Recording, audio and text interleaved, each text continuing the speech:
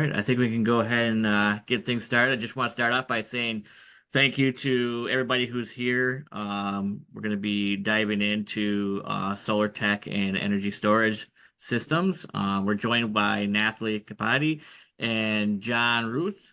Both of them have extensive experience in the industry of solar and batteries.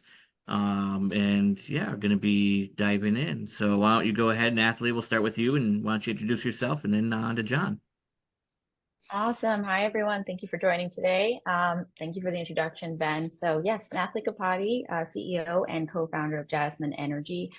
I'll get into Jasmine Energy in a bit here, but I spent about 15 years in the battery industry designing large-scale batteries for solar and for EV batteries. So they're um, as big as the Tesla car battery, so 100 kilowatt systems, expanding those to even aggregate, so 100 to 500 kilowatt systems. So very much understand the cost curve there. I think Chris was mentioning, which is why I left the battery industry to actually start Jasmine Energy when I realized that the commodity markets for lithium, cobalt, manganese, all of those critical materials for batteries just were not going down in the way we wanted to, or just not really understanding the commodity markets as I do now.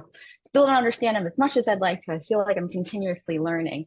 But we are building Jasmine Energy, which is making renewable energy credit trading transparent and also simple. So I'll get into that a little bit later, but there are different incentives to make your renewable projects more affordable. And we're helping everyone find those incentives in their state and trying to maximize all of the opportunities for you.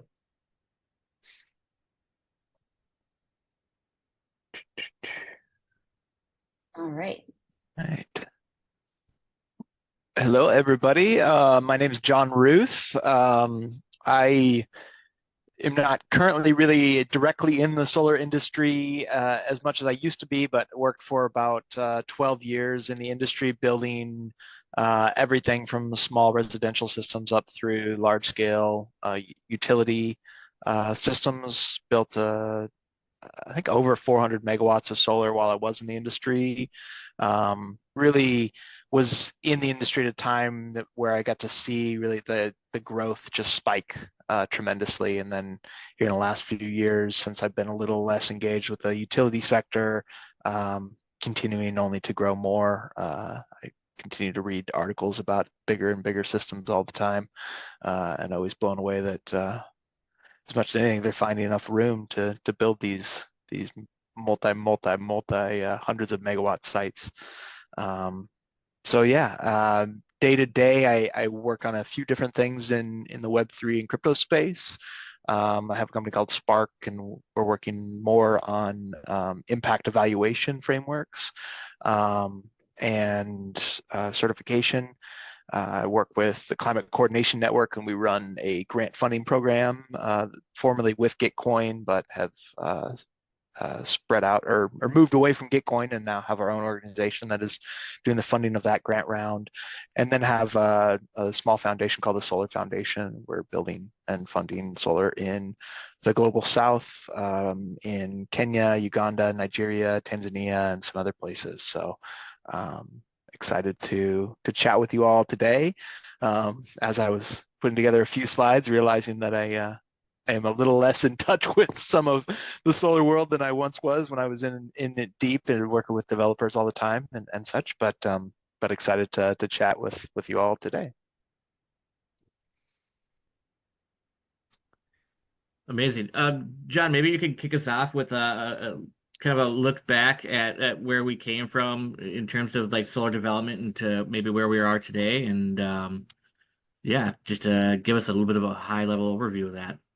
Yeah, let's see. I pull up these slides. We'll see how useful they are. But this is maybe a place for us to start here. This.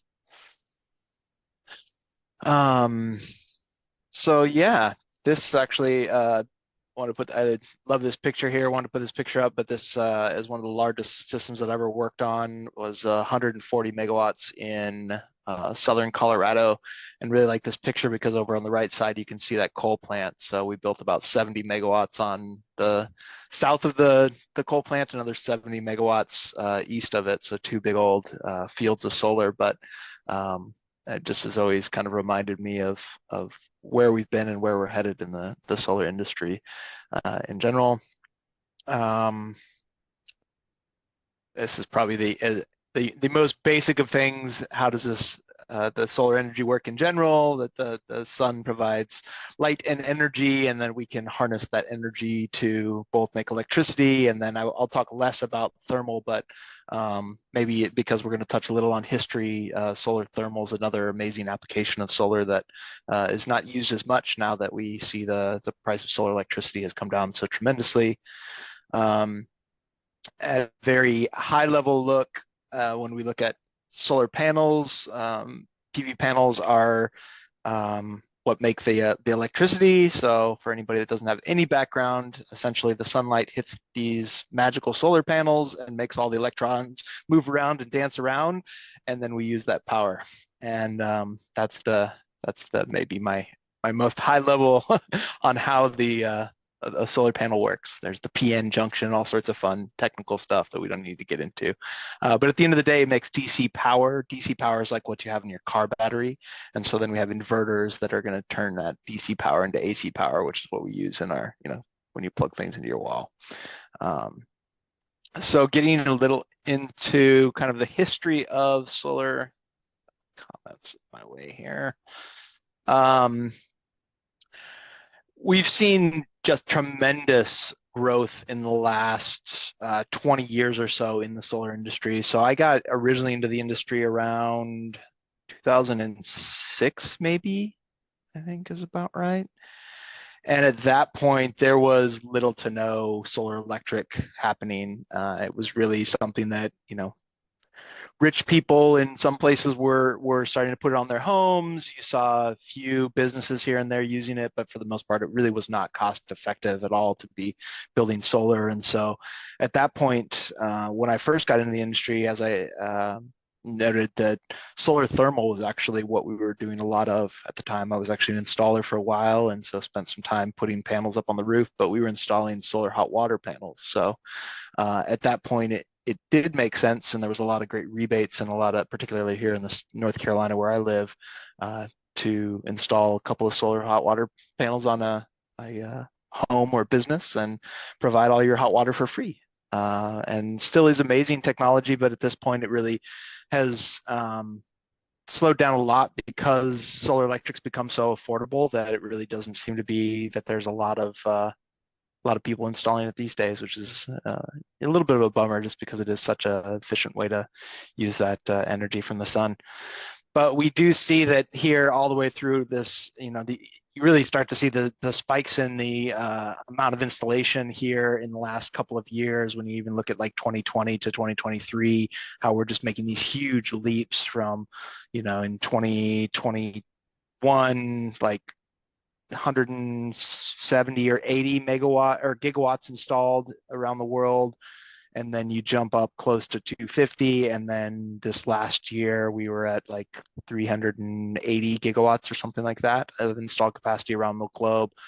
You do see a huge spike in China in particular. A lot of the panel manufacturing is all happening there, and so they are really have really taken a big leap in the last few years to really begin to install a massive amount of solar in that country. And we see, and I'm not sure, I know we're probably all over the world maybe on this call, but we see a lot of other places in the world that are keeping up. But like I said, you can really see, especially this last year, that huge red bar there from China. And even if we look at this installed, so the total installed capacity in the world, you see just China's line is just like heading up and to the right big times, even compared to the US, where we've kind of just had this nice incline. Along with all of that, it maybe is worth noting that really the amount of solar can be installed on a yearly basis right now is really dictated by the amount of panels that can be manufactured. So more and more manufacturing plants are coming online every year, but globally, we are really utilizing nearly 100% of the capacity of the panels that are being made every year are actually being installed. And so that's really is the gating factor to solar continuing to grow. And along with that, we see, the opposite line in terms of cost. So we've seen costs come down over 99% since 1976 in terms of the cost of the modules. And then this chart on the right here, we're seeing how the cost of that's dollars per megawatt hour. So megawatt hour is the actual energy generated by solar or other means. And so we see back in 2009, where solar was still one of the most expensive forms of electricity at that point. And then we see just what a sharp decline we've had in that line, all the way down to where solar is one of, if not the cheapest form of electricity generation that can be built today. We really broke past that line, or really hit that parity in the last few years, where all of a sudden solar was cheaper than other forms of generation. And so not only at the larger utility scale have you seen a huge explosion, but you're really seeing a massive adoption of solar at the residential and commercial scale as well. It's becoming very economical for homeowners, businesses to put solar on their roofs, and see a really pretty quick payback at the end of the day. And nice pictures of solar. Solar just photographs really well, especially those sunsets. You get all that nice reflection. Can't beat that. So as I said, I'd spent a lot of my career in the utility scale solar. And what that means is that these are big solar farms that are, majority of their electricity is all being sold to the grid. So they're acting like a little mini power plant in a field somewhere. And so we're talking acres and acres and acres of solar that are being built. And like I said, that's still where we're seeing a majority of the growth in the solar sector. But also we're seeing a lot of smaller scale growth.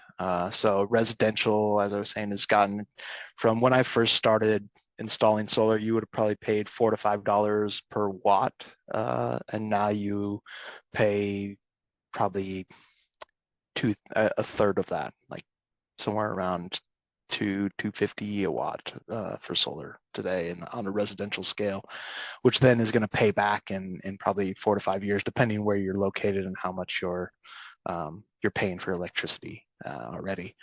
But then wanted to highlight, really a lot of my work in solar these days is really with my foundation and the work that we're doing in a much smaller scale. So as we see the cost of solar coming down, it also means that really small solar solutions are becoming very affordable and accessible in a lot of places. We've been deploying a lot of solar lights or lanterns, and then also a lot of small mini grids in different places. So the Solar Foundation, we're on a mission to fund and accelerate off-grid solar for underserved communities and emerging markets. Particularly, we've been working on the African continent because we do see that there's still over 600 million people in Africa that have either no electricity or unreliable electricity, which still blows me away today. I mean, when I can imagine that everybody on this call has, a light switch over there that they can turn on and off the lights, and it's just not something that we fundamentally think about. Here we are sitting on a video conference, probably with people in multiple countries, multiple locations. We've got AI technology at our fingertips, and yet there's 600 million people that are sitting in the dark. It still doesn't compute to me that these people can be like living in a completely different reality than ours, and they truly are. And so it's something I really spent a lot of time on in the recent years. And so just to highlight a couple of our small projects that we worked on. This is a small system on a primary school in Nigeria. We were able to just put what is, even in the US, this would be a very small system of, 6 small panels is like 2 kW to 2 kilowatts of solar or so, that powers lights, and then a small computer. We're able to help them then begin to all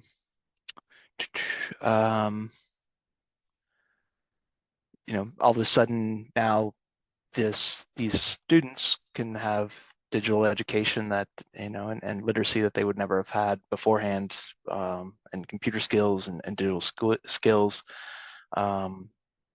Also, this is down in another community in Uganda. We've been working with this amazing organization down there for a couple of years now called SparkEco Uganda. Had the pleasure of actually visiting earlier this year, and we have, at that time when I was there, we gave away 125 of these solar lanterns to a village that is about 4,000 people in the village. So we still couldn't electrify the entire village, but now there's, we've since deployed even more, but 186 of these lanterns that have been given out to the community there. You could see in that photo a couple slides back with the woman at the market there with her little light, and that's one of the women in this village. And it's, even small things like that,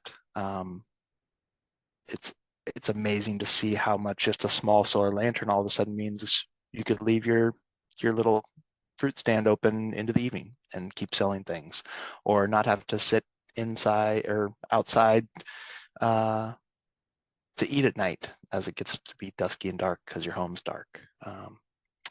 So that's kind of where I'm going to stop, at least for now. And I definitely want to kind of just open for discussions after Nathalie talks us a little bit about, battery tech, and I'm happy to take the conversation kind of any direction on the solar, but kind of wanted to at least maybe give us a little bit of a starting place for discussions.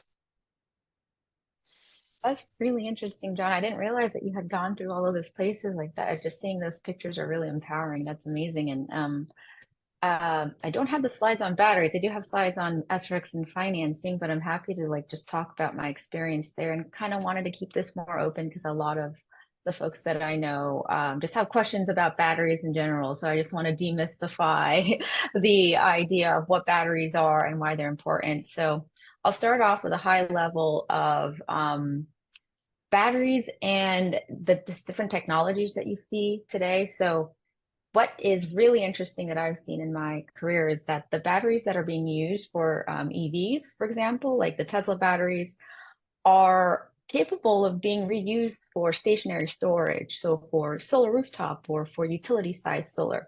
And the reason for that being is that the regulations and standards for automotive is a lot stricter than it is for stationary storage and solar. So when a battery for EVs still has 80%, 90% of its capacity, from a warranty standpoint, automotive wants to chuck that. They don't really want these batteries anymore. And there's really an opportunity for secondary use of battery packs to be used for solar batteries. So in my previous life, what I've tried to do is design for recyclability and reuse for these batteries, which is really important to think about.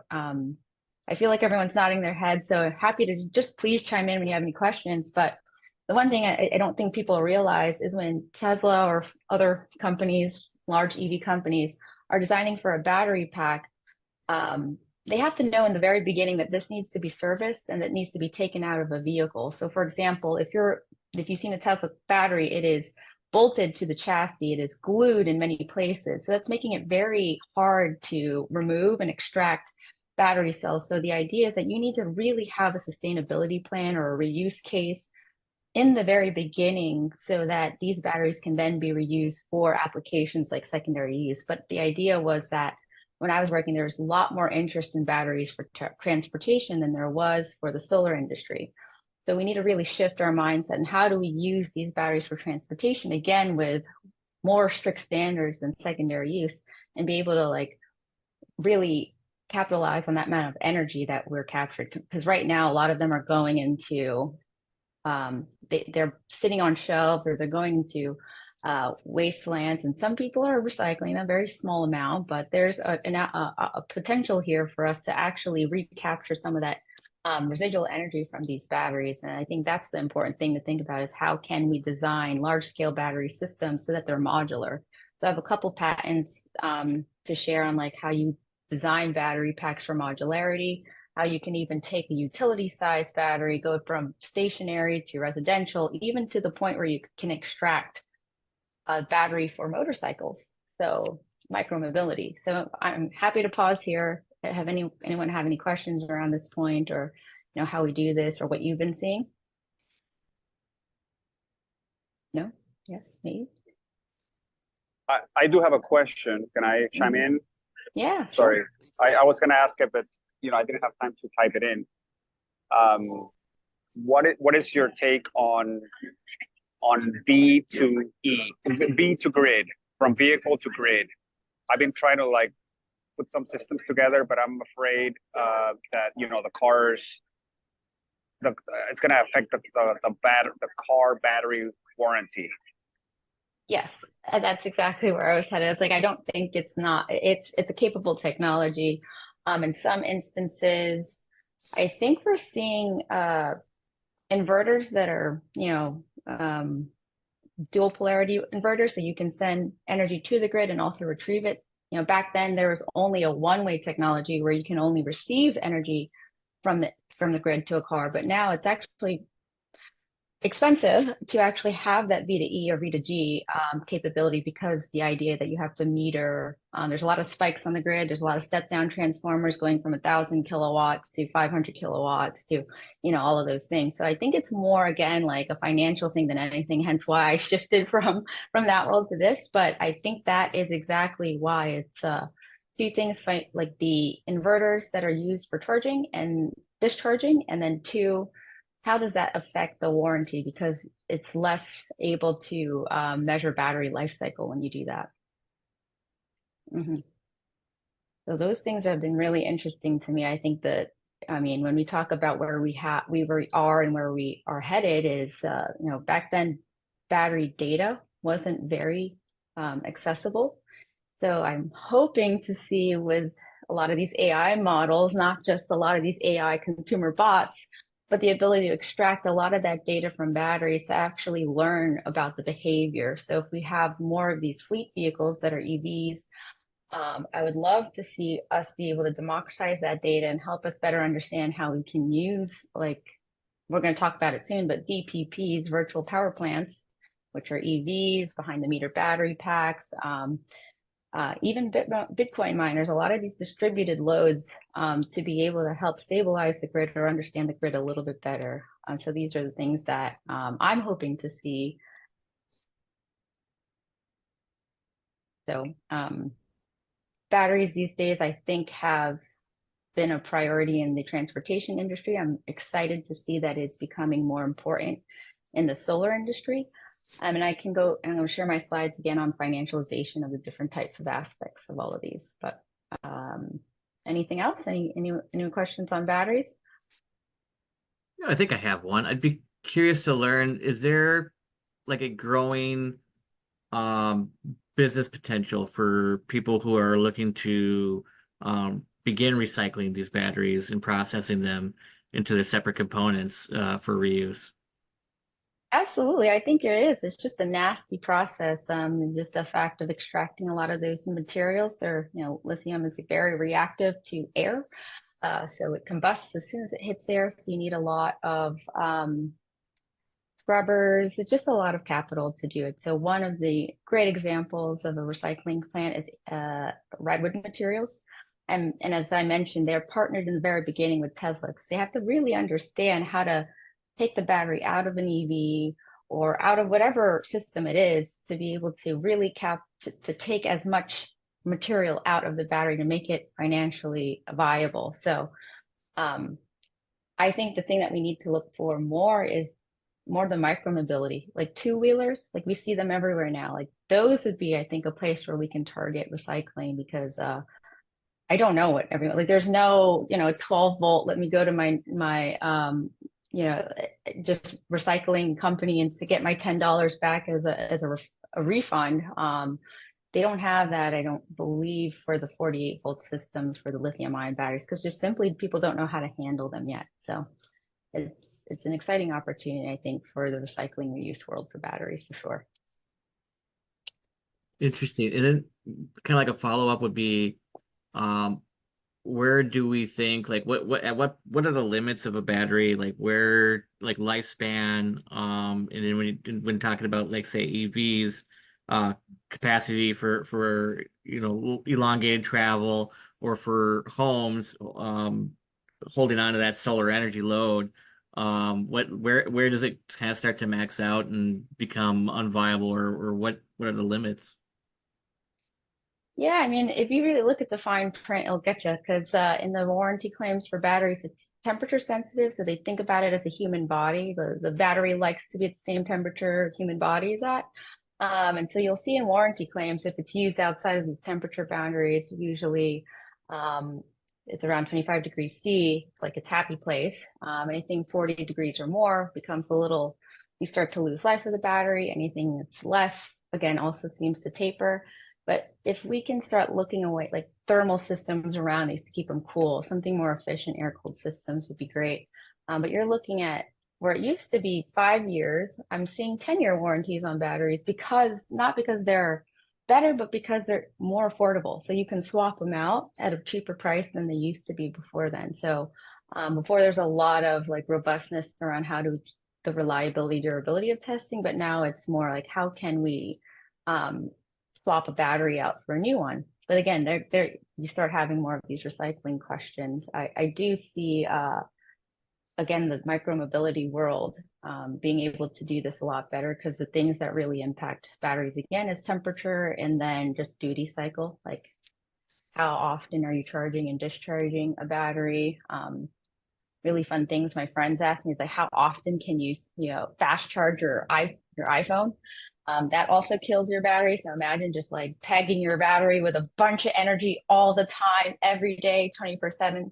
That will impact the life of the battery as well. So things like that are definitely going to impact the performance. So really kind of finding those happy places, using data to help extract what is important for us to maintain, to keep your system durable and reliable. Mm-hmm. Oh, Charles? Charles, I don't go know ahead. if there is a format. I don't know if I should raise my hand first or. I don't know. I've just been small group. We can probably just jump I in. know. Yeah, I figured I'm so used to raising my hand here. I want to say something. Yeah, but anyway, thank you so much. I think I've learned so much. Jon, I really admire what you do. I've followed your group, you and Colleen, I believe, or what you guys are doing with the Solar Exchange, the Solar Foundation, sorry, and it's quite interesting. So maybe I can take a minute to kind of introduce myself a little bit. Is that okay? Or just kind of go to the question immediately? Because I have a few questions. No, go ahead, Charles. And you had reached out to me, and I have not had a chance to. I'm assuming this same Charles, right? I am the same one. Yeah, you owe me a bottle of wine for not responding to Oh my gosh! All right. Well, we'll definitely do that for sure. But okay. yeah, no, but I'm glad that you could join the session today, and we could connect at least. Start to connect here. So, but yeah, Absolutely. Go ahead and intro yourself and I figured if I can reach out to you on X, I can stalk you and see where you're going. So I can I was gonna say a little, all right. Okay. So so you've all seen it first. I might have a stalker. Yeah, I'm here now. I'm official. If it's not me, it's my half brother, the avatar that was here earlier. Yeah. So thank you so much. So my company is actually based here in Ottawa. We are a consulting firm. We have a supply arrangement with the federal government, and we've been doing business with them for a little bit over 8-9 years now. But through that relationship, what we've realized is we started building some connection with the Trade Commissioner's office. And as you well know, they're pretty much in many countries, in Kenya as well as in a region. I think they're based in Kenya, in East Africa. They have a few other trade offices as well. But what we've realized is that we've gone through mission with them, taking other companies along with us. And we started focusing primarily on solar as well. So I work with some EPCs here in Canada. We're focusing primarily on commercial and industrial. And we started taking those EPCs with us into those trade missions in different regions, whether it's COMESA or the East African bloc, or even in ECOWAS in West Africa as well. So we built some pretty interesting relationship there, even partnership. As a matter of fact, we received a request from Embu University. I don't know if that rings a bell, John. It's based in Western Kenya. It's called Embu University. And they've asked us to see if we can provide them with first of all, an MOU and a proposal, because they're looking to install a system there. But that's beside the point. What we've actually come to realize is eventually the challenge is access to capital to develop projects, specifically when you look at the micro level, those smaller communities, the challenge is still there. But what we also realize is that those communities have properties that we can leverage to set up those systems. So we started looking at it from a different perspective, like from really like a real estate angle, right? A real estate angle to that. And some of the commercial industrial clients that we're approaching were more interested to have us being part of not only development, but even having some more of an equity into the asset, right? If you're going to be managing the asset, are we just going to charge them a power purchase agreement cost and then, kind of look at that, do the operation and maintenance? But we've taken a little bit further, but which we realized can really unlock a lot of development in the continent. In fact, we've realized that this is creating a whole different asset class into the business. And that's what we're trying to leverage. And when I listened to your last podcast, John, and I heard you talk with Colleen, and I was like, wow, these are the guys I need to really connect with, right? Because we can do something tremendous. We think that we've are unlocking a model that, if it's applied properly, can really do a lot of wonders. So we're taking that model a little bit from the oil and gas industry, right? Where we leverage the easement right, the property easement right, and then work in that manner to even do the property improvement. And in some instances, even have a second title on the property to allow us to develop this project, right? So we've done some tests with a title company and then with some partners, and we've realized great success doing that. So we feel like if we can really combine these two systems with maybe some of what you guys are doing and the crypto, and then, or the blockchain, sorry, sometimes I get confused with them, but I think they mean the same, maybe not. But so I'm here to be educated on that regard, because I've realized that if we can have some synergies, we can go into maybe a pilot project together. And that pilot project could be the one that I have on my hand right now, which is a university who's ready to go, who's told me, hey, you know what? Just send us an MOU. You guys handle the whole 9 yards. We'll make everything available at your disposal. But one of the interesting components as well is we're going to be teaching the students, because they have an engineering department, electrical department as well, electrical and mechanical.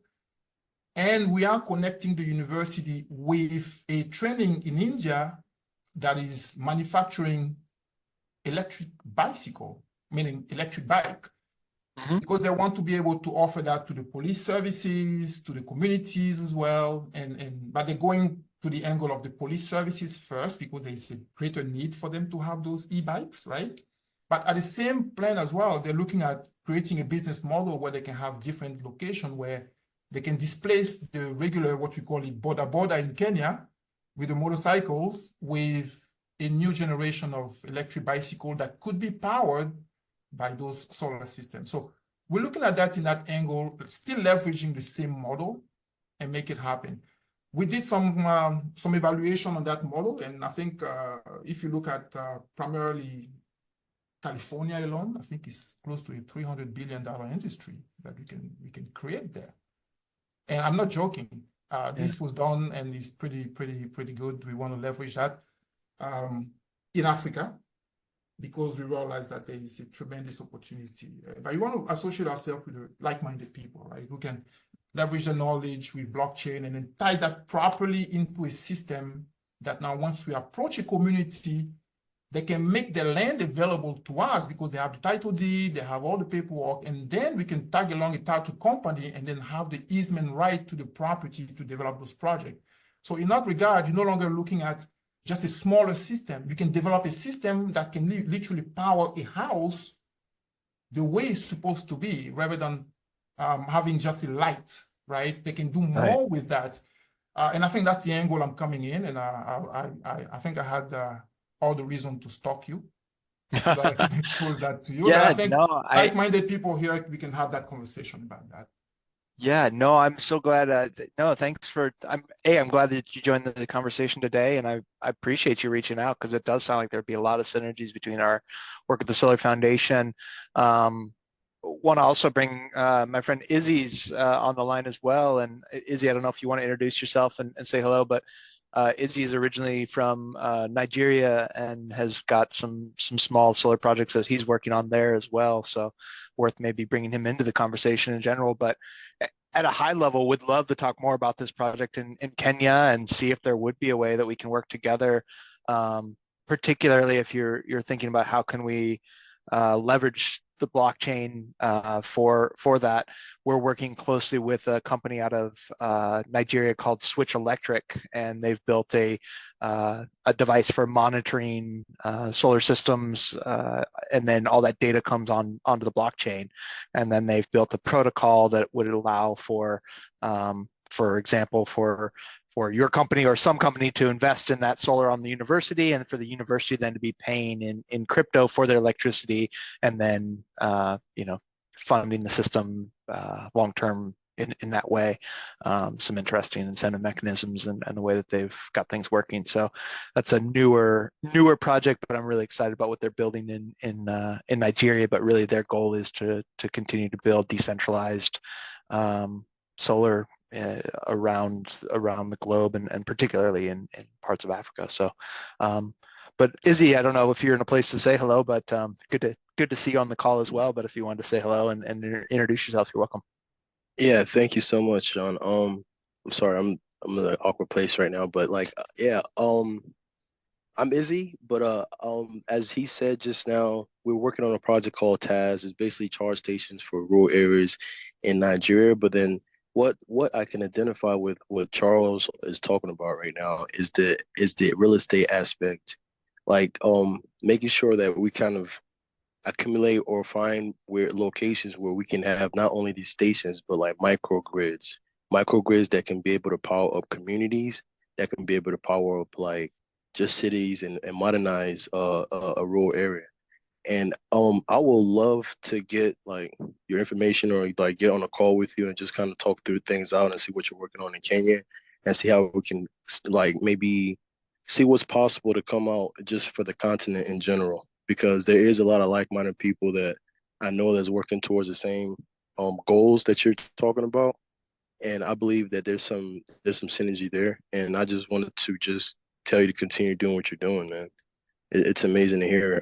And big shout out to to John too. Like he's done a lot of stuff in that in that region and just in the continent like in general. And he's basically like the fact that you're saying you were trying to seek him out to see how you can kind of like get some assistance with what you have doing, what you're going on says a lot. It's just like people are seeing, not only just seeing, they're witnessing and experiencing the power of change that Solar Foundation and just the climate coordination group or whatnot can really do. Because there's a lot of people out that they're in darkness as we speak, and I mean literally. But what we're doing and then using like Web3 as like the resource to kind of be like catalyst to kickstart this movement and this drive for change, for positive progression for our continent is a huge thing. And I'm all ears and definitely like a go-to person, as in like a go-getter. So it's not just like theory, but like really implementation and implementing things that we really know that can work out. So like, please reach out. I would love to have a conversation with you. Thank you. No, that's really awesome. And I was a little bit afraid. Usually when I join the call, I don't usually wear my shirt, but I thought maybe easy. I can rub it in a little bit in your face, right? Do you remember this? I'm not even trying to remember it, man. You're not gonna try to remember. Okay, I'm not that's even okay. trying to remember it. Next time we see each other, you can remind me. But That it's good, sounds it's good. good. I'm really excited about this. And one other thing I wanted to add is we are tying in a private equity firm. I think the model that you're trying to bring together is to have a private equity firm that could now maybe tie in, it could be an option to tie in that world into the blockchain and create some synergies there as well. So if that's needed, we can bring that along as well.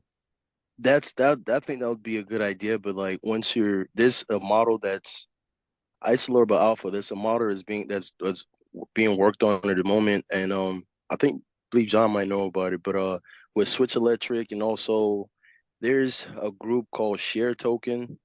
They're literally considering doing what you're talking about right now, but like instead of an equity firm, making it a DAO. Like, and that's where that Web3 aspect really like gives the power to the community, power to the contributors. I mean, I know DAO system is not perfect, but like if early contributors, whether you're contributing property or you're contributing like knowledge or whatever you're doing, like you can have a stake in the results later on. So like that's just a transition from the traditional aspect to how Web3 is making it possible for these things to be done globally. Absolutely. Yeah, so like there's some things on the table, and I'm just it really struck me when you were talking about like the real estate aspect, because even the project that the charge station that we have right now in Owerri, Nigeria, if you know the place, we literally made it a community project and got like a lease by the local government to be able to place it there for the prototype. And then Absolutely. it's actually working out pretty well. Like we're waiting to start getting the activities and transactions on it, so we can actually have something to show the proof of concept to actually do it in other places too. Like not just in Nigeria. It's literally scalable. And that proof of concept with that station, it's essentially the same model that we will use for like microgrids. And I use it on to say this much, but like I'm literally like and on ground working it out until like it's not perfected, but until it's viable, and then it can be showcased. But yeah. Absolutely. It's great to Thank see you you so guys. much. Yeah. Okay. I'll let you guys pick up from there now. No, it's great that you guys are making the connection here in the space. That's what, part of the reason for the space is so that people can, see who else is out there, who's doing what and what kind of work, and kind of build those connections and those relationships. We definitely want to be able to foster that to take place. But speaking about like, financializing projects or financing projects, I think Nathalie has a very strong background in that, and especially with their work with Jasmine and stuff, and how to capitalize on different things. Maybe Nathalie, this is a good segue for you to speak on that a bit. Perfect. No, that's almost like he knew the agenda. Yeah. Yeah. Awesome. So let me share what I have on that, because that's actually, oh, sure. Oh, yeah, John. it's a good question. Yeah, and thank you both for the presentations. It's good to find out that I probably way overpaid for my solar system, but at least I got it. It was not easy to find a company that made sense. But my question is how common it is to use batteries and residential solar as an alternative to a generator. Because I was looking to put in a generator, then I thought, oh, well, now I have solar. If I had battery, can I use that instead? And I talked to the company that did the solar installation, and they said batteries are super expensive. He quoted like 14,000 for the first one, 9,000 for the second and third each. And he said that it wouldn't power the whole house. So and speaking of warranty, those had a 10-year warranty. So just interested in any thoughts. No, absolutely. That's interesting because in some places, I think actually in most cases, the batteries, if paired with the solar system, are also eligible for installation tax credits.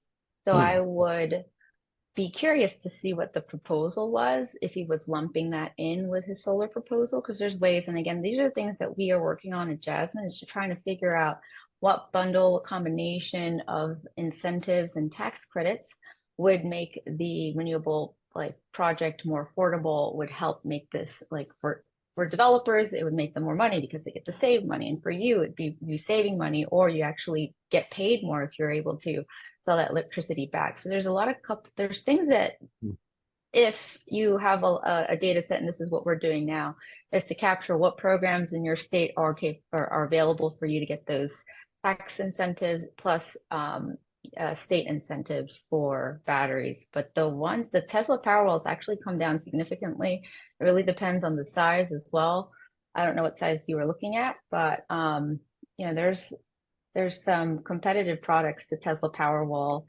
That I believe LG was making one as well as Samsung, these behind the meter Powerwalls as well. So I would look at the different prices, because 14K was probably without the tax incentive, I would guess.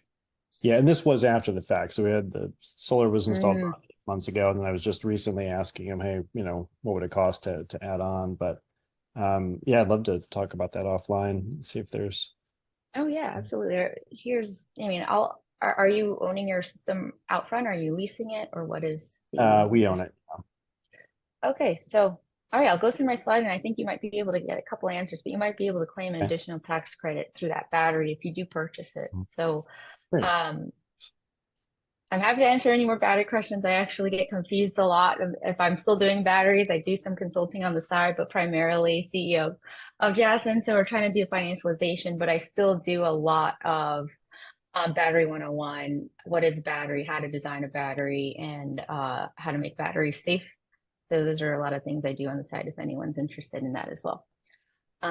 Okay, so what the problem we're trying to solve here is that there's a lot of folks, a lot of companies, a lot of solar installers that are forfeiting thousands of dollars due to unclaimed and unsold credits. So why that's happening, it's really difficult to determine credit generating opportunities. So therefore, as I mentioned, every state has a different program. The price of the credit varies from state to state. So that's really hard to price out what's the value of your entire system.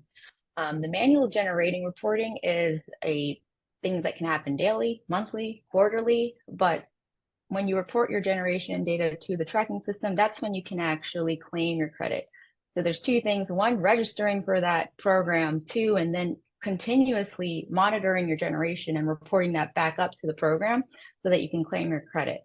And even then, once you've done all of that, because it's so easy to do, there's brokers that it's still an over-the-counter market with high take rates. So brokers are asking for 20%, and they're not even registering a lot of your systems. So what Jasmine is doing is trying to solve for this by making it really easy for you to find, register, track, and trade all of your credits. So we use AI, and we also use blockchain. We have started to aggregate all that data, as I mentioned earlier, to help you understand what generating opportunities are there in your state based on your zip code. We have an API that has that automated generating reporting. So we'll take it from your Sunrun meter, or we'll take it from your, I don't know what meter information or meter technology you're using, but typically we have a lot of the integrations to allow us to automatically report that data up to the tracking system, so you can claim your credits automatically. And we only charge 5%, and we offer clear pricing. And that's something that I think is really important if we want to finance the future of renewables. We need to know how much it costs. And I think this is the one missing piece, is trying to really bundle all this information into one really digestible quote that helps you say, okay, yes, I can do this. No, I can't, but here's what other incentives are out there to make that cost more affordable. We did a really good job in our first year. So we were live for about a year now.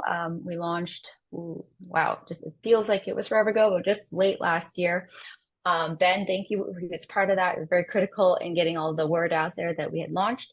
But we recovered around $400,000 for this solar farm, this exact solar farm, AC/DC in Texas, by selling the RECs they did not know they had. They came to us and they were like, hey, how can we make this more affordable? We have the site here. I'm not sure what we have going on. So we took a look at all their documents. We registered. We tracked their reporting their generation, we claim their credits, and then we sell them.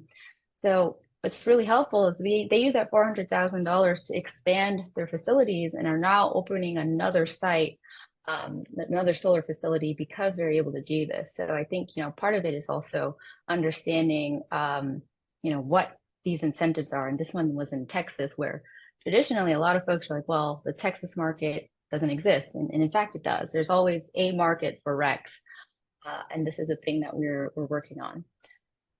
So when we decided, so this was an IPP, an independent power producer, but we've actually started focusing more on virtual power plants. So I think when you are saying, I think folks on the call were saying microgrids, Digger Shaw, like DOE, I would say like the Neil deGrasse Tyson of the DOE, he has like now coined this word, virtual power plants. So it's a distributed energy behind the meter that helps, when aggregated, can help provide stability to the grid.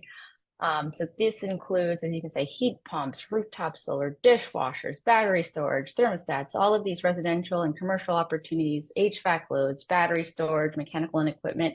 We're seeing a tremendous growth in just electrified technology, like in terms of smart homes and smart buildings and LEED certified buildings. It's because of this massive incentive that a lot of the government is issuing in terms of ITC, PTC credits, and just green credits. We're able to see a huge surge in just the financialization of them, making it easier for you to capture a lot of these credits so that they can make it affordable. So we're seeing a lot of this VPP growth, were maybe 20 years ago, we were only focused on the utilities, and it was very centralized. Like utilities were the ones who were able to determine the cost of your electricity, and utilities were the one who was affecting whether or not we can expand the grid and what type of energy we're using on grid. But empowering these virtual power plants will allow us to decarbonize the grid a lot faster, because everyone else can individually decide, do I want my dishwasher to be more energy efficient? Do I want my heat pump? Do I want my generator to be a battery? Like these type of decisions are becoming more, these questions are becoming more real because they're more affordable. So I think this is the type of transition that we want to enable, and we want to empower through being able to help you price out.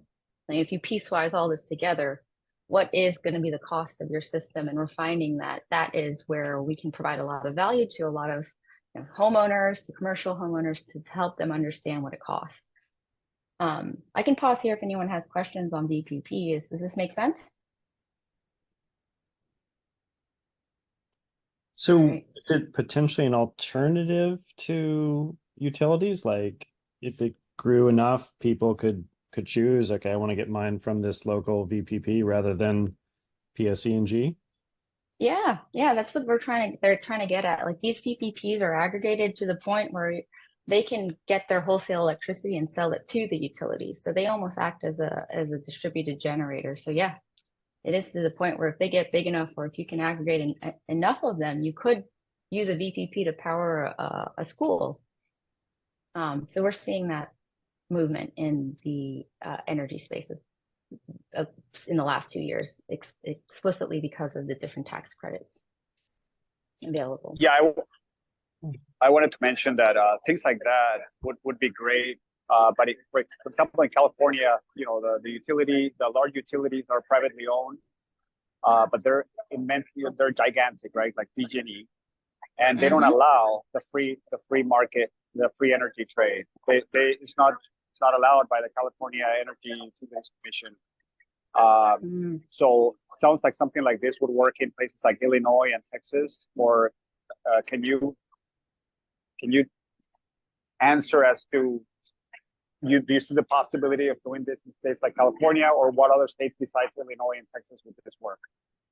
We're seeing that in the Northeast, specifically the virtual power plants. We do have like a map, and I could provide some references later of where VPPs are becoming more accepted. California is working towards something. It's not quite there yet, but I think because of the grid and how they're using it not as an excuse, but because the green is clean. Like this was more so a way to decarbonize the grid, but because California is relatively clean, they're saying that they don't need a VPP. Well, I think because it enables choice, it's going to be important that they do include that. Yeah. The thing that we're seeing is, yeah, in the states that you've mentioned, and then parts of the Northeast, and then we've seen a lot of movement in VPPs. Yeah, I just wanted to mention VPPs do exist in California, but they're completely controlled by PG&E. So only they can buy the power that a VPP exports. But yeah, I'd love to continue the conversation with you because there's a lot of stuff that I'm doing in this space in California, and that I'm super interested in everything that I've talked about. And yeah, loving your what you do. And so yeah. Oh, great. Yeah, I love to hear it. I can find ways to connect with you after, or through Twitter, or I can just leave my info with Ben and we can get a hold of you. But happy to connect. This is why we started Jasmine. We want to be able to figure out what it is that everyone's eligible for and how to make it more affordable, and like who you can sell to, who can be the supplier, like buy and sell in this market. Because traditionally it's very distributed, very difficult to access. And hard to price. So that's the problem we're trying to solve. And I think VPP. Oh, go ahead. I was going to say just really quick. I think you're really pointing out one of the big issues that we face in the energy sector, at least in the U.S., is that the power companies still are very centralized entities that have tremendous amount of power and control over our electrical infrastructure, and so. Yeah, so you have places like California where, PG&E is going to tell you what you can and can't do. I live in North Carolina where we can't even, you can't even sell me power. The only people that can sell me power is the utility. So you can't even, do some of the interesting financing here in North Carolina, because you can't have basically a third party that's selling me my power. It has to come from the utility, so they end up being the bottleneck for all of that. But that's also is sort of slowing down what I think what you were maybe mentioning, John, or sort of pointing to, is this idea that eventually all of maybe your block, for example, could be its own little small mini grid where you all have batteries, you all have your EVs, and you're all basically providing the electrical infrastructure that's needed for your block, if you will. And I think over time that's the direction we're going, but the utilities are fighting pretty hard against those sorts of ideas. They like this centralized world where they control everything. So, but please continue. But I wanted to. Oh, no, that's a good point. I think what we've found for why there's a lot of VPP adoption in Northeast is that these VPPs, the SREC value, which is a solar, or let's just renewable energy credit or green credit value from the VPPs, are higher valued. So then utilities want to they want to invite them because they want to buy credits from these VPPs. There's in some state mandates that utilities have to buy at least 30% of their energy from residential, not even commercial, not even IPPs.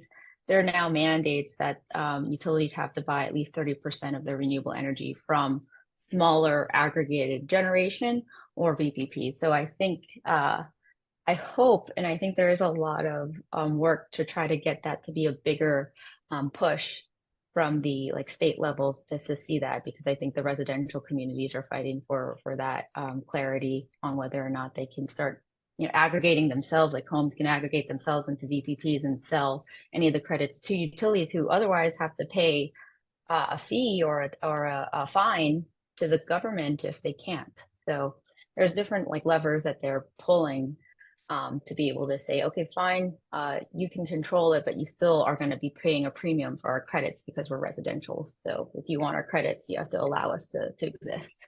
So different levers that I've been seeing from politically how this has been playing out, and happy to talk about that as well offline, because that's a whole different beast. The political agenda for energy is it's a lot of debates about that. So there's there's different solar financing options. There's third-party ownership, and there's the power purchase agreements. As you all are, I'm sure, very aware, there's the solar lease, where it's similarly like a car lease. So you pay to use the solar system on your roof in exchange for the electricity system. And then there's the power purchase agreement, which is more, I think it's phasing out a little bit more in some cases. But I think a combination of that is being able to bundle what this is third-party ownership plus financial opportunities like ITC, PTC credits. I know, some folks here might have just bought it outright and are able to claim those credits. But the ITC, PTC credits have been making it more favorable for third-party ownership versus PPAs. And then incentives. So I heard, I'm talking about ITC, PTC credits, but there's also SRECs, and there's confusion a lot around what the SREC is versus what the tax credit. So they're different separate vehicles, like different financial vehicles. Tax credits, here you can claim, I don't know if I have it in here. Yeah. So the 30% ITC, PTC tax credit is something you recoup when you fill out the IRS form. It's something you get annually once you claim that on your tax rebates. So that is your ITC, PTC credits. When everyone hears credits, they probably are thinking honestly about tax credits, but there's also something else that we're capturing right now, which are the solar renewable energy credits. So these represent 1 megawatt hour of generation. So no matter if you're selling your energy to the grid or if you're consuming it, the SREC is an acknowledgement that you have generated solar energy. It's really an accounting mechanism that's being used by the grid. So you are able to claim an SREC just by merely generating renewable energy. And these go from, I think someone's raising their hand. Happy to pause here. Yeah, I'm sorry. I mean, feel free to continue, and then I can ask my question when you have a moment of pause. I just will put my hand up just for when that moment comes. Oh, okay. I mean, yes, I'll just finish this up. But yeah, the renewable energy credits are priced out from $48 to $5 to $405. Actually, today's price in DC is $435. So it's actually gotten up in the recent months.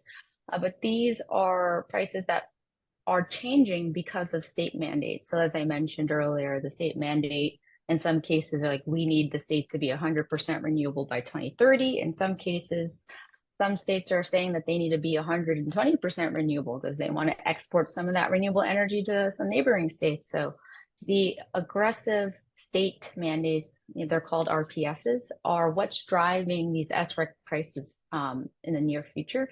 And here are the potential earnings in DC. That's the price of an entire solar installation. It's almost the PPA cost is zero, but everything else is priced in SRECs. As you can see, an extra $600 to $800 in the Northeast, and in places like Ohio, where people are just not even capturing them. It's still $65 for doing nothing. Like Jasmine will take care of all of it for you, and we'll send you $65. And so this is the stuff that we want to make sure that you guys are all taking note of. And then we'll also give you the tax credit prices. It's very clear on how to do that. Most of the time, that's a very clear line item in your solar contracts. But this SREC piece is very confusing for a lot of the solar developers that we're trying to help. And then, yeah, so Ben, feel free to ask your question now. I think this is a good pause. Yeah, sure. Actually, there's a question that Chris popped in the side chat just a minute ago here as well. So I think maybe we address that one first. He asks, how can we decentralize energy production beyond government subsidies and regulation? VDAO is all about building regenerative network states, and just wondering what you guys think about the role solar and batteries might have in this. So, yeah, go ahead. I think John might have I have some ideas that are working in the Bitcoin world, but there's different ways that we can implement that, I think, just for generators, clean energy generators. Yeah, I mean, I think, we're at a point where you can have your own decentralized power. I think the battery infrastructure and the solar infrastructure is at a point now where small communities can take ownership of their electricity, and so I mean, I think it's entirely possible for small regenerative communities to decide to basically get off grid. And I think that getting off grid in 2024 compared to getting off the grid in 1970, when that was sort of a popular thing in the early days of solar, if you will, I think is a much different I guess it's more feasible. The technology is stronger, and it's, I think, is something that can be done. Now, in terms of how you finance that, then oftentimes if you're going to go off grid, a lot of the incentives and things are going to be things that you may then be passing up on some of the incentives if you're completely off the grid. And so it may, and Nathalie probably can speak more to, where there might still be some advantages to be tied to the grid for some of those incentives, but it certainly is 100%. If the question is like, is it becoming more possible to live off grid and to really build your own decentralized energy infrastructure, I think that's very much possible at this point. But go right ahead with any of your thoughts. Yeah, I think so. I mean, especially in places like what we're seeing in the frontier markets, like in Africa, like the ways that in which interoperability, when you have different currencies in a lot of these places, we're seeing that there's more of an adoption of decentralized energy grids or decentralized energy networks, because you can just use a token to account for clean energy. And the trade of that token is a lot easier than trying to change currencies to be accepted in certain areas. So we found that to be a good way. It's not necessarily a subsidy, but it is a way to make it more easy and cheaper to transact. So, and then it then results ultimately savings for you all. And we're seeing this as well in data centers, actually. Data centers are needing to show that they're using clean energy, and there is incentive models that are just through the network, the users that are saying, hey, like, can you prove that you're clean? And so these networks are creating incentive tokens that if we use your cloud compute system, or if we use your Bitcoin mining pool, there are inherent incentives in those pools if they're a green pool or if they're a green cloud compute systems. And that's all driven by the network of users. So that network effect can certainly be something that plays a big role in a lot of these decentralized systems. So those are the two places that I know absolutely is a good way to start. And I hope it continues, because I think that really does drive a lot of the market shift towards clean energy.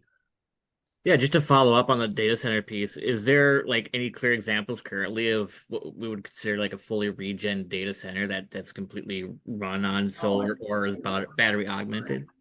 Oh, absolutely. So our good friends Filecoin Green, and then also Nova by Mark Johnson. So those two we actually work actively with.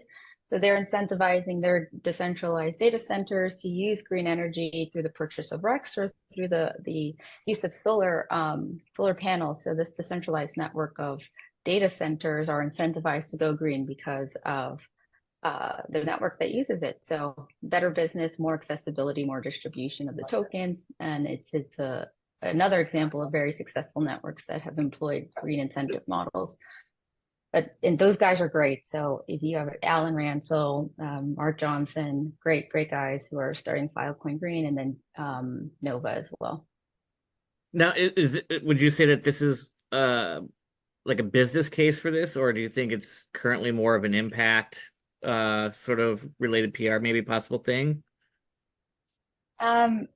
I think it is both. I mean, it's a business case because there's impact. A lot of the use case for this is more of the public companies are requiring that their downstream processing, their downstream procurement or downstream uses are clean. So the shift in seeing scope 3 or scope 2 or scope 1, like the focus on these downstream utilities and data centers becoming green is more important. It has become a business case now.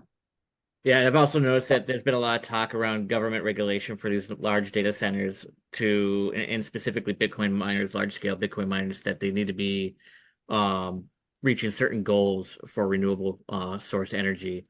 I don't know, Jasmine's actually been talked about that before in the past, about that kind of trend starting to take shape. Yeah, absolutely. Yeah, I was just at Bitmain's WDMS, and in the fact that this industry, the Bitcoin industry, is as much clout as they get, is an early industry, and the fact that they're focusing on sustainability this early on in this industry, is actually pretty incredible. So, a lot of these miners are now using Jasmine to buy or sell renewable energy credits.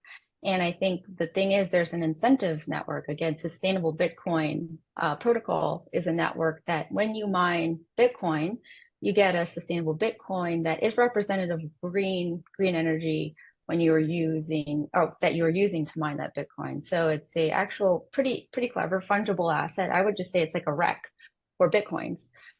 So proof of renewable energy for Bitcoin. And the reason for that is the Sovereign Wealth Fund is explicitly saying we cannot invest in Bitcoin because it's deemed a dirty asset. So again, these like sustainable impact focuses have become more business proposals because there just needs to be access and distribution to these assets. Like the Sovereign Wealth Fund says no to Bitcoin because it's dirty. I think that needs to be changed.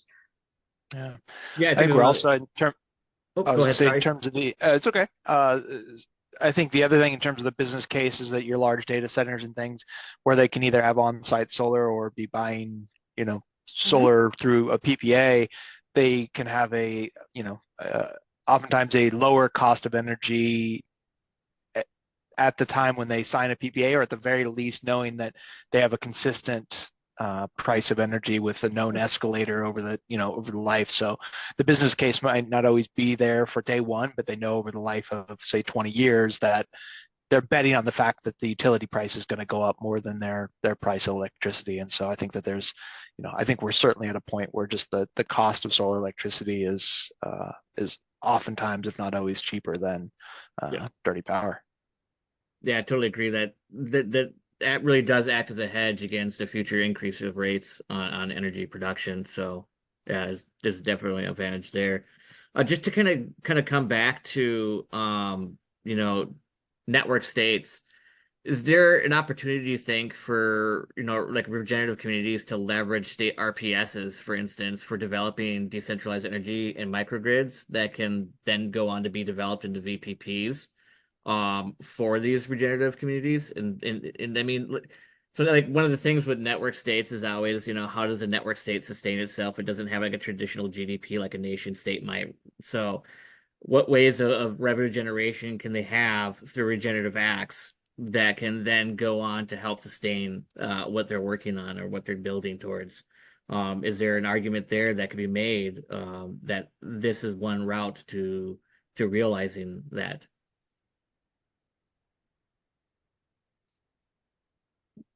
I Do you have believe so. thoughts? Like there's so I'm just trying to dissect that a little bit. Solar batteries may have in network states, so places where there's not government subsidies. Can you try to, I'm trying to dissect it a little bit. I'm trying if it's global or if it's US based. Either or. I mean, ideally, the network state would be something that's global. And then you would have these smaller communities that come together and form, and they could then create their own VPP, kind of like what John had mentioned. If you had a small community where they were all on solar, all had their batteries and whatnot. And then you're mentioning that the RECs from these VPPs in certain areas, specifically in the Northeast, Northeast, I think you would say, are come at a higher value or more sought after because of a state RPS. Is that a route then for these regenerative communities to kind of build in that direction to find, a sustainable form of revenue through that? Yeah, no, I agree. I think that's an interesting approach I've thought of, but I don't know how we're going to employ it yet. Is how there's the solar siting that gives you where's the best place to put solar, but where's the best financial place to put solar is like one of the things that I think we're going to look into more. And because I think from the ground up, let's say what are the incentives and who's going to buy who's going to be the off taker. A lot of these projects can't take off because there's no buyer on the other side. They're not are able to break a roof, I guess, instead of ground in these cases because they don't have a long-term off-taker. And so until they are able to do that, then you just have this queue of interconnections that are just like waiting to be connected because they're still finding off-takers. So I think that's the thing that I'd like to see is just the map of where's the best financial, economical, and a combination of the best place of financially where I can put solar and where it would make sense to put solar. In the battery world, actually, to play into that, we had to determine where to put a large battery center. That's not just like willy-nilly, where do you put a battery? well, where do you put a battery? Because you have to charge and discharge this large amount of energy because you're testing batteries that are like an entire parking lot full of cars, and you can't just dump that in the grid. So in Warren, where there's a lot of manufacturing and there's a lot of schools as well, it was strategic that they put that there because they could discharge an entire battery lab full of batteries to help with the blackouts and actually help stabilize the grid. So there's like environmental impact as well, just because resiliency, grid resiliency is a result of quality of life. Like the fact that they were able to put battery labs in a place where it has historically a lot of blackouts is also an important thing to consider when we're thinking about how we can distribute it. And actually, the smaller distribution that is aggregated might be the way to go. Yeah, I think it I was. just wanted to jump in quickly if I want to say a word or two. In line with what you said, Nathalie, what I found specifically is the utilities can play a great role into this, and often than not we tend to realize that they can be the bottleneck. But my opinion is that they haven't really gotten a very good proposition to them. So what do I mean by that? In the case of a PPA, we're looking at what, 15, 20 years? When you look at a commercial industrial company, they don't want to commit that long, right? They're looking at, short term because they can't predict that long. So when they get involved into these longer term PPAs, they see some challenges as well going forward, right? And especially when you deal with triple net leases, commercial tenants, those landlords have no incentive to doing that for their tenants. So what we come to realize by analyzing that and consulting with the industry, we try to find what could be the best value proposition, not only to those landlords, but also the utility. So we're looking at the virtual power purchase agreement, which is quite interesting nowadays. You see quite a number of companies coming across, but even that has its challenge, right? It has its challenges as well. So the idea that I have here, and it's open for discussion, right, is if you were to work with a utility company and then have them offer them that renewable energy certificate to be attributed to them and incentivize them to build those systems, right? They won't have a IPP in the middle. There will be the IPP, and that's their business, right? But what's really interesting as well is that they can aggregate the industries, bring a group of companies and say, hey, you know what? Don't sign the 25-year PPA. Sign a 1-year PPA if you want to, or even 3 years. And once your business moves on, you can just step out and then we pick another company out of the lot. So I think those are the disruptive models that I think if we bring it along and sit down with those utilities that we think, okay, they are the challenge, but they're not. They just haven't gotten a value proposition good enough for them to consider. And having the IPP in the middle, charging them, although it's interesting, if you give that task to the utility themselves to build those systems, they can interconnect pretty easily. They won't have a bottleneck for themselves, right? They're going to see, hey, the opportunity is there, so we're going to speed up the interconnection fairly quickly because they're going to see the value from the beginning. So I think if there is that model that we can explore further, certainly that would be a good opportunity to really allow the utility to even be a major player into this initiative, and they can work with the industry and say, hey, come in, we have this VPPA, sign it for 1 or 2 years if you wanted to. Once you drop off, you can pick another company. So smaller companies like in Canada here with the CEPA, which is the Canadian Environmental Protection Act, they started with 100 kiloton of greenhouse gases. So only a certain number of companies that were allowed to do that. They reduced it to 75 kiloton, now 50. Guess what? It's at 10 kilowatt now, kiloton. So any smaller companies now is subject to report the greenhouse gases, and it's a law. So they're all scrambling now to figure out, oh, what do we do? Do we go with the offsetting by doing energy efficiency, or do we go with the renewable energy certificate and having a system installed, or we go with the VPPA? We don't want to sign a 25-year lease. We don't know what's going to happen in 3 years. So I think this is the model that I think can really help the industry and bring the utility to really adopt this and really work hand in hand with innovative strategies like blockchain and crypto and say, hey, you know what? Because we are the one building it for the industry, let's adopt all this as well, right? So it's just thoughts. No, that's a very good one. We are, I mean, the US market's a little difficult because we have like licensed brokers, like you have to have a license to broker energy, but the idea is fractionalization of VPPAs. It's a lot to like, I know it was a big statement, but is everyone familiar with a virtual power purchase agreement? I don't, so just a high level, it is a power purchase agreement where the off-taker doesn't take physical delivery of the electricity. There's two parts of the PPA. There's the physical electricity that I'm consuming, and then there's also the environmental attributes. So what we've done is actually help us make it very clear. So I'll just give an example of what a VPPA does. It's a hedge. It's an instrument for investors who want to participate in renewable energy, but don't need the renewable energy, but they do want to participate. So say I have a strike price of, my contract is 10 cents.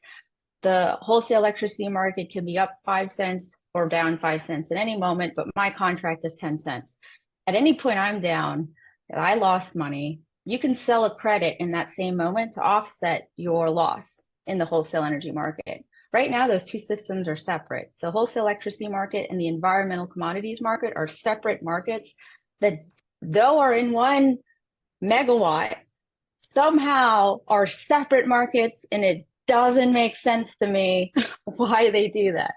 So I lost 5 cents times 100 because I have a huge system. That's a lot of money. But I also have these credits that I think I have credits, I don't know, but you can sell them into the spot market to cover the cost of your electricity. And this is it's a hedge, oftentimes a profitable one for folks to participate in. But the issue is with VPPAs today, it's usually a single off-taker. So if you're fractionalizing, now that these big words in front of these other shortened words that make up a big word, fractionalization of this word, VPPs, makes it so everybody through blockchain enabled technologies can now invest in a PPA because there is this token that's distributed. So that is how we'd like to see the market move. Instead of one off-taker that's Apple or one off-taker that's Microsoft, you can have an IPP say, I have a virtual power purchase agreement. We have somebody who's going to use the electricity. Does anybody want to invest in it? And everyone now can participate as an investor in that electricity. If you just want to hedge, like I think the price of electricity is going to go up. So, or if I think it's going to go down, let me go get REX. Like these are different ways to strategize wholesale electricity trading. We make it very hard for you to get all that data.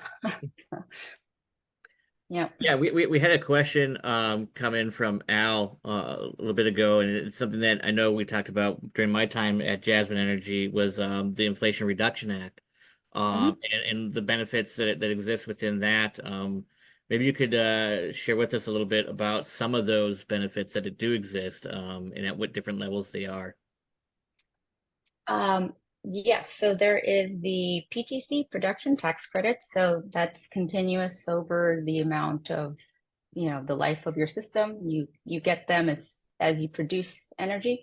And then there's the ITC, as I mentioned earlier, the installation tax credit. So that's one-time tax credit when you install the system. So in some cases, it might be better or worse you can choose now between PTC or ITC, which one makes sense to you financially. So that is a new tax credit that was introduced through the IRA, the Inflation Reduction Act. So those tax credits I mentioned were re-upped and then also more aggressive in this new Inflation Reduction Act. It's just really why there's a lot of growth in the US market through renewables because of that 2022 IRA Act.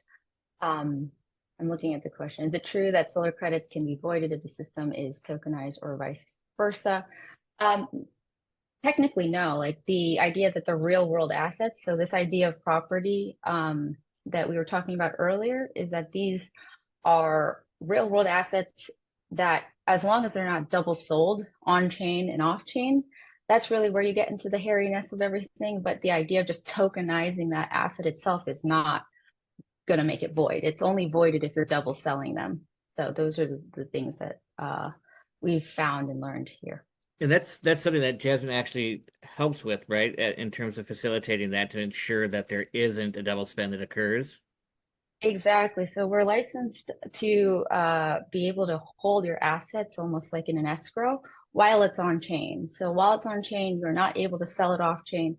And we have a dual bridge, so you can on and off chain. So if you don't like the price on chain, you can take it off, and we easily transfer it back to you to the registries. I don't know why you'd ever do that. They're a mess to work with. So the things that we see is the ability for us to take these real world assets, REX, or energy credits, and take them on chain into a more liquid and distributed market. So that is part of it. That's the big thing that I think there's the confusion. Tokenization itself is not the problem. It's the way that the asset is handled on and off chain.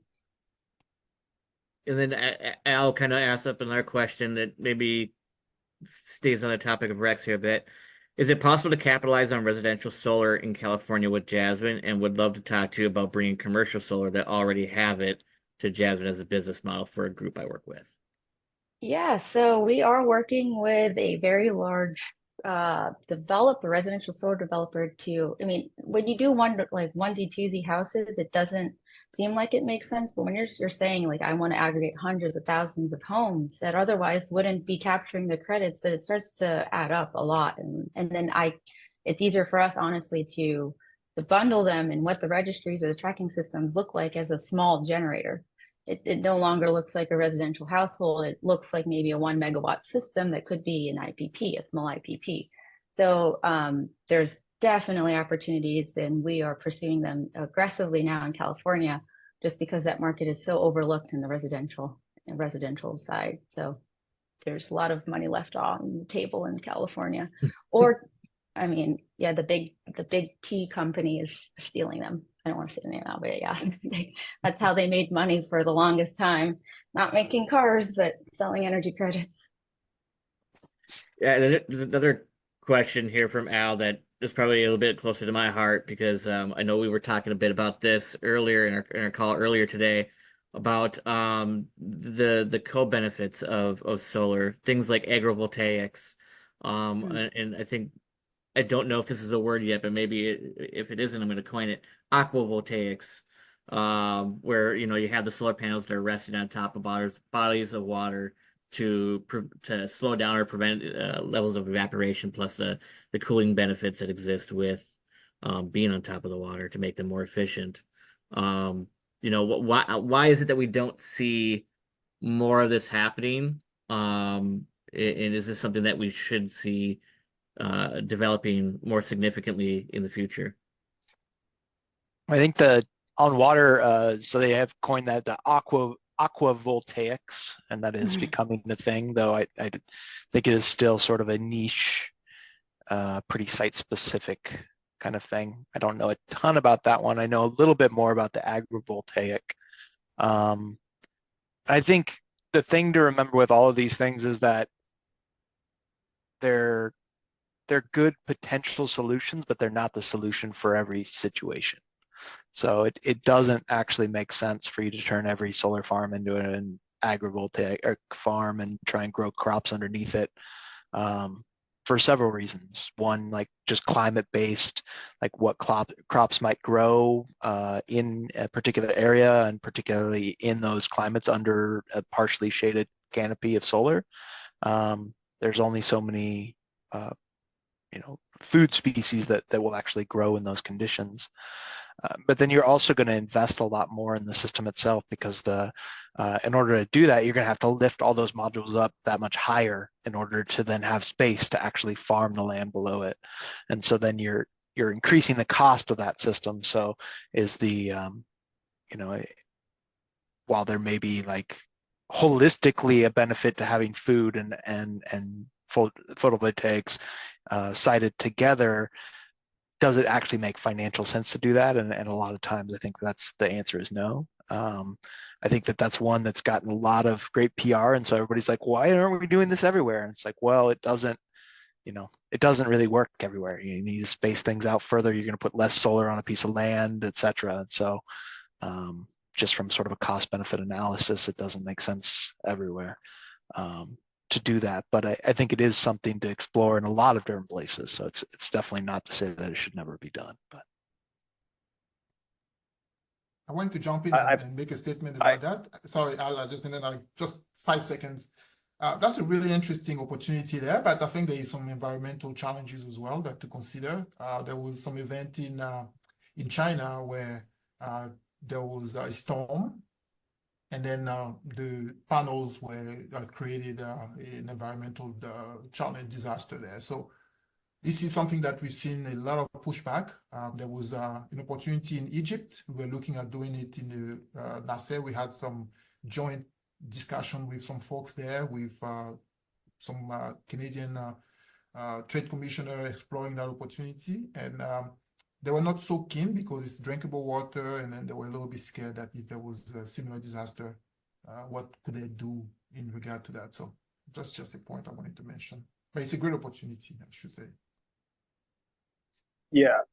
So I wanted to mention to your comment, John, about the agrivoltaics not being financially feasible.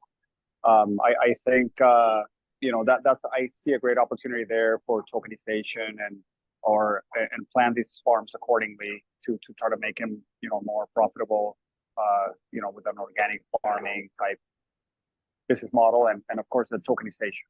I think it's that would be a great way to find, like, you said the keyword, the holistic benefits. For example, with biodiversity, if you can separate the panels, less panels per area, more trees in between, definitely more biodiversity, and then of course the organic farming opportunity. Yeah, I mean, I think where we should be focusing as much of the solar infrastructure as we can is more so on buildings. On parking lots is still a huge one. That, again, a lot of reasons it's not done is because it's not as cheap as it is to build out in a field. But also as the earth is heating up, there may also be more advantages and more plants that begin to grow in those conditions, because it is just so hot that they do need a partial day of shade just to survive. So I think that there's that piece. Izzy, I think you maybe had a comment, but then had maybe rephrasing it. But I think one that Nathalie probably can speak to is other forms of RECs internationally that might be accessible to whether projects in Africa or other places, and maybe speaking a little more globally versus, I know a lot of what we've been talking about is more US centric in some cases, but I know you have a lot of wealth of knowledge on that too. 100%. Yeah, we're actually working. I was just looking it up to make sure I wasn't messing it up, but we are working on a project in Zambia because what we want to do is see more incentives. So we build markets around areas that don't have one. So if there is not an RPS or a state or a federal standard, there's still a demand for energy credits. Like companies that have sustainability goals have to buy credits, specifically also where they operate. So the closer they are to their energy consumption, it's actually a higher impact. So we're seeing stricter rules around what sort of credits people are buying. And one of them is like, yes, if you're operating in Africa or near Africa or in places like Asia as well, like it's not that it's unacceptable, but it is a more higher impact if you buy closer to your consumption area. So it's like, we're seeing that too. So we're helping match, especially as this market is so distributed, just understanding that like you can buy RECs from certain areas is one thing that we're really focused on. So especially when there's areas that don't have state or federal mandates.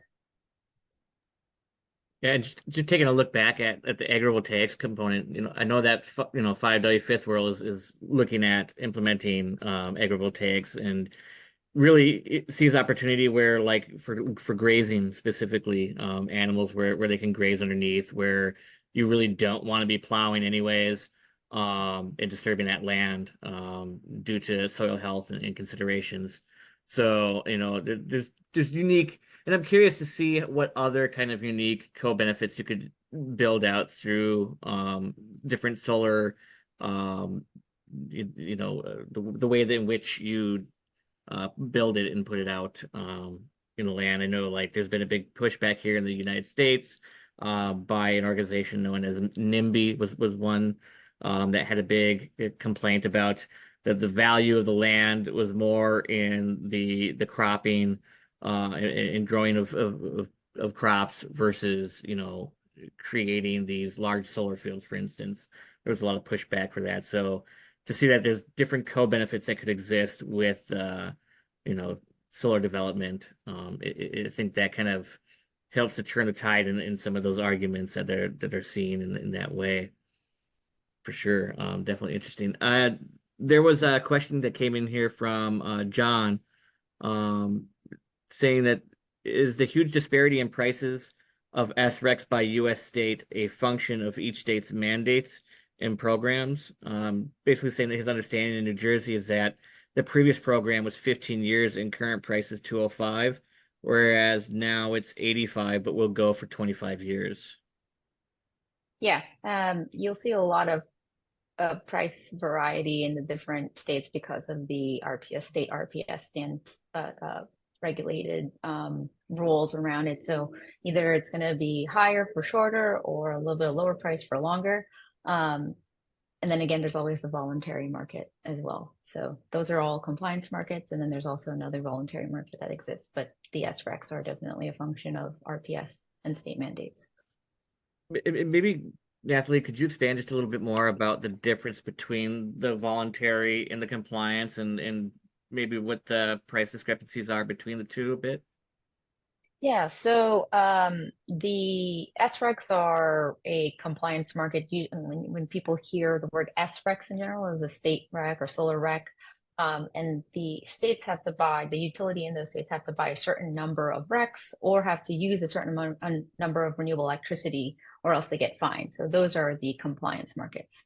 Voluntary markets are any public company that's claimed they're using renewable energy either has to have solar somewhere in all of their manufacturing facilities or in every building they operate or every parking lot they own, or they buy renewable energy credits to attribute clean energy to their operations. So that's the voluntary market. So when you see people buying RECs in general in the voluntary market, they are usually public companies who've made a 100% renewable statement and need to reach that 100% renewable energy statement. Wanted to jump in quickly, and this is a question for you, Nathalie. So when you look at a real estate developer, for instance, who has a project that they're getting ready to undertake, where they have the capex for the buildings alone, right? And then they're considering adding solar on the roof from the construction point. They're considering that component and they don't want it to be separate from the construction, although they have the budget for the project. Mm-hmm. How would you incentivize them or convince them to incorporate the cost of the panel, of the system on the properties? They're looking at starting up maybe 50 to 100 houses and expanding it to over 500-600 houses. So it's the beginning of the development. How can they be incentivized to get the financing or get a third party to support that piece? Because we have potential clients ready right now, but they have that challenge. How can you bring value to that? Yeah, we've had this discussion many times, a lot of financial institutions. So using the credits as collateral. So the energy credits be used as collateral against the loan. So you can actually get loans against that collateral, because if that's what you want to do immediately, that's like, it's one thing that's like the liquidity that's really important. You don't want to play the spot market. You don't want to be active in the market, but you do need the money now to develop. So you can use that as collateral, which actually can up the loan that you need.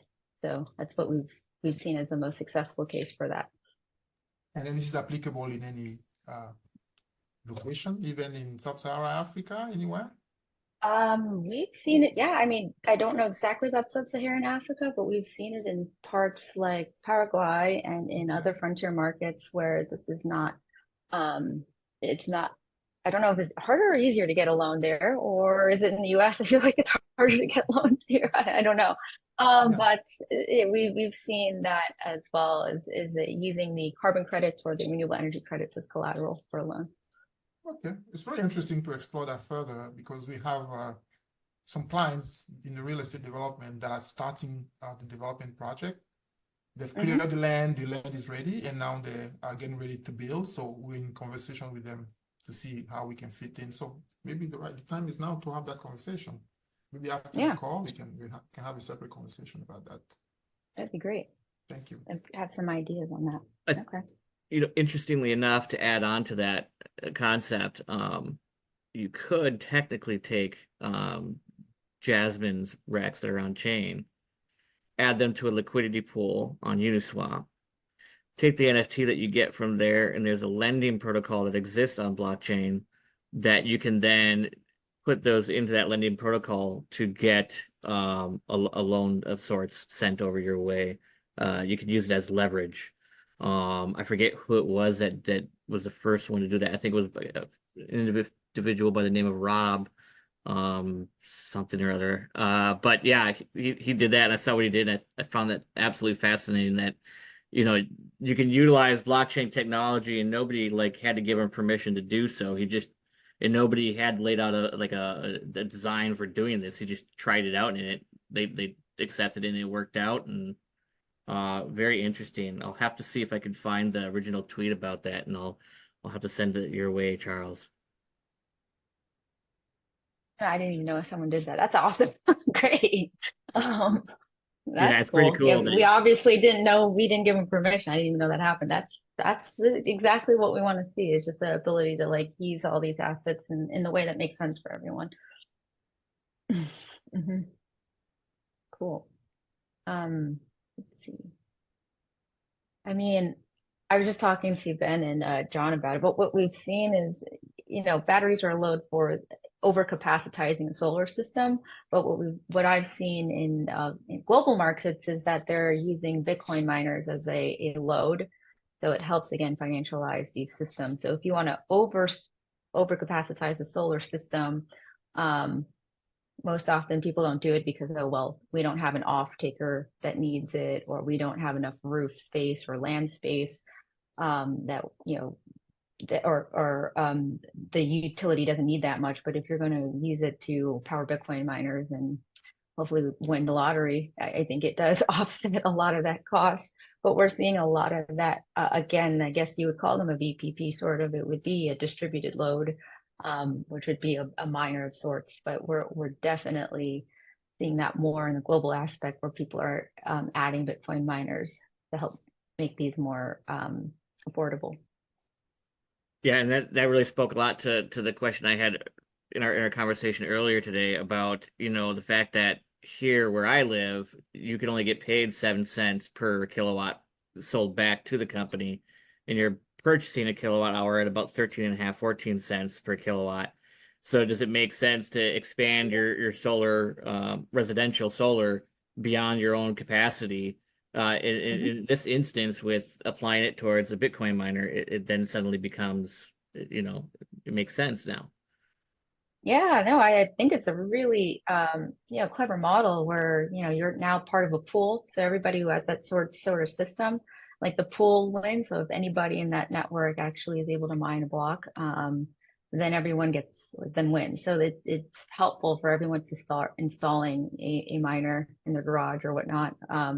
And then I don't think anyone cares to know what it is, as long as they make money. They don't care what you put in there, because it's funny, they just call it a distributed load.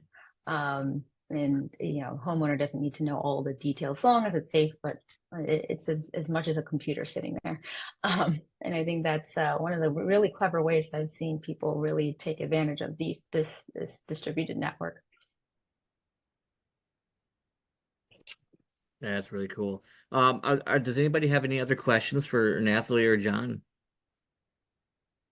Yeah, I think I asked a question earlier. Where do you find your biggest challenges to be? That's for you, Nathalie, and you, John, as well.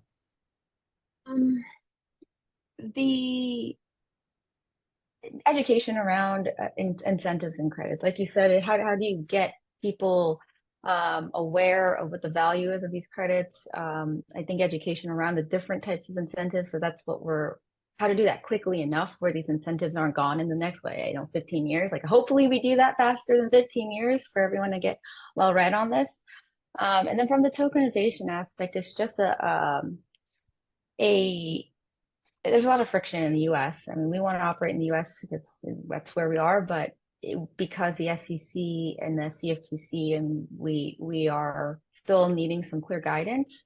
I think the global market has done a good job of setting guidance around tokenized assets, but the US itself hasn't. So I think just from a regulatory standpoint, I'm pro-regulation because it would give us clarity on how to build around a marketplace, and that creates more accessibility. So I think that those two things would be education and I guess education for both homeowners on eligibility and then the regulators on why blockchain is important for the marketplace advancement.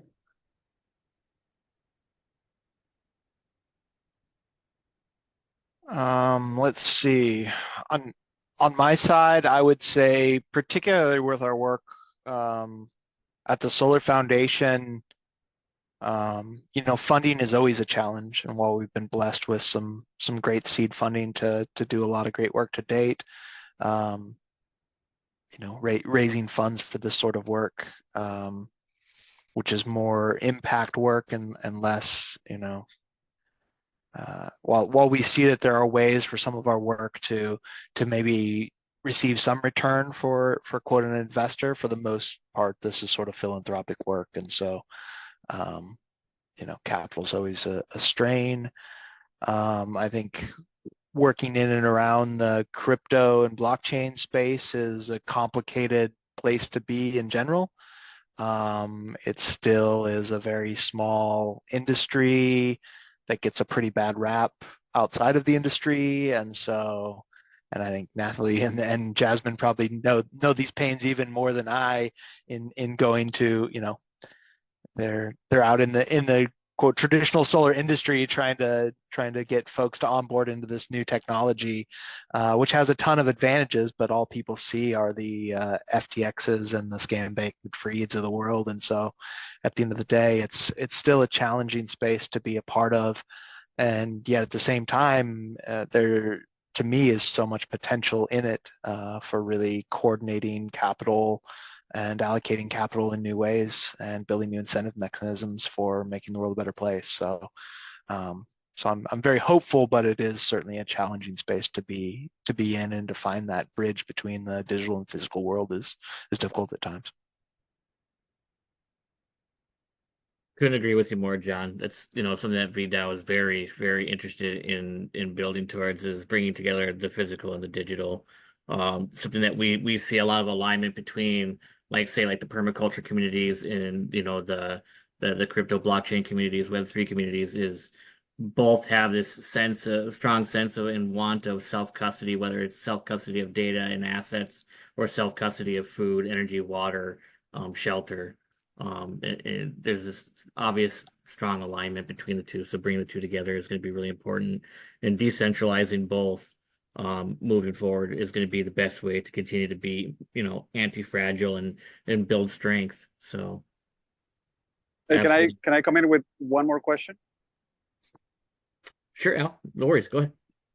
Oh, sorry. I don't know if you were going to continue that conversation. No, go ahead.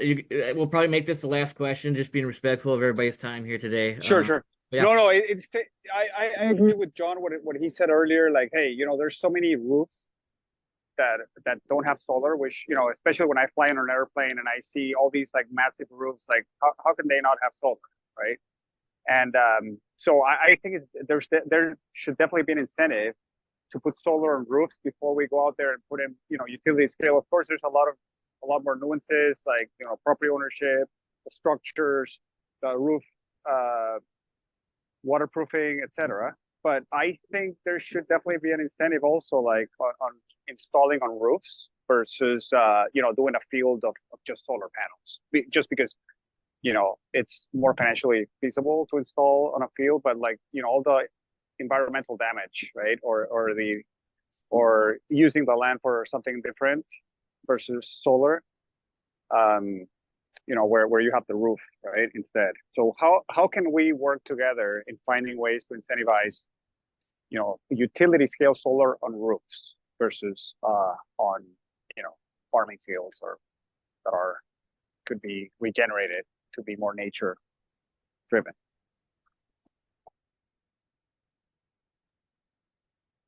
I'll take that one. That one, I think, um, most often the underwriting for a lot of these projects are unclear again for pricing. So come together with a clear business model, like these are the tax incentives, these are the renewable energy credits, these are the tax credits.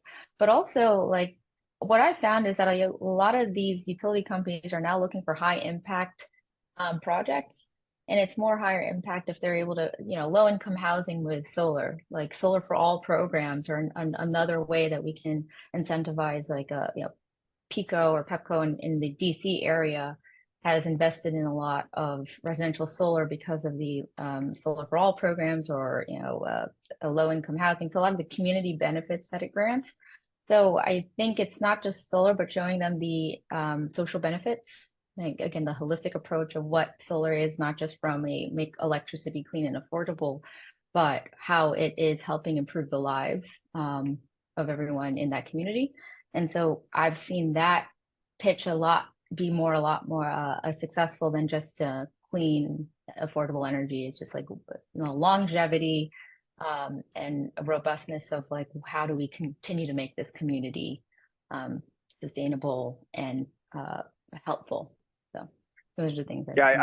I see also the key in finding roofs that where the usage below the roof is a lot less than the capacity of the roof.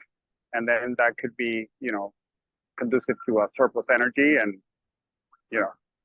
finding those properties would be interesting, like, lower bill versus roof capacity. Yeah, the ones that I thought I saw, I have to drop off here, but the ones that have been something that I've seen more often are universities. So Gallaudet University here in DC, the shrines, the churches. I mean, those are a huge rooftop, usually directly in the sun. And I think these like really large, like usually state funded programs are where we can start first. So we already have roofs and already funded by the state. So those would be helpful to target. All right. Well, I just want to say thank you both to Jon and Nathalie for taking the time today to be here and, take us through this journey of learning about solar and energy, storage systems, and how these things can be applied to regenerative network states and beyond. And kind of a nod to what Dalton told me a while back was, that having consistent, reliable access to energy is one of the best things that you can do to improve an individual's life. And couldn't agree more. So thank you both again. Thank you everybody who was here. We'll be looking forward to the next Lunch and Learn coming up. I can't remember quite offhand exactly what that's going to be about. I forget. Sorry. But we do have some interesting things coming up. We have our in real life event in Boulder, Colorado with Kevin Owaki's community, the Boulder Blockchain Group. We have ECC coming up in Brussels. We'll be there. We did a full day event out there. And then we got a handful of more virtual events coming up, including a Twitter space with eventually we got a Twitter space with Merrick in August coming up, and a Twitter space with Kevin Owaki coming up in July. So yeah, stay tuned to what we're doing here at VDAO, and make sure that you reach out to Nathalie and Jon. They've shared, or Nathalie has shared her email in the comments down here below. You can find Jon on Twitter at JHRuth. I believe it's his Twitter handle, and Nathalie's is her name for her Twitter handle. So make sure you're following them and stay tuned to what Spark is doing and what Jasmine Energy is doing. Thank you, everybody. Appreciate y'all. Thanks so much for having me. Good session. Thank you. You guys, thank you, everyone. Thank you. Bye-bye. Cheers. Cheers. Thank you all. Thank you.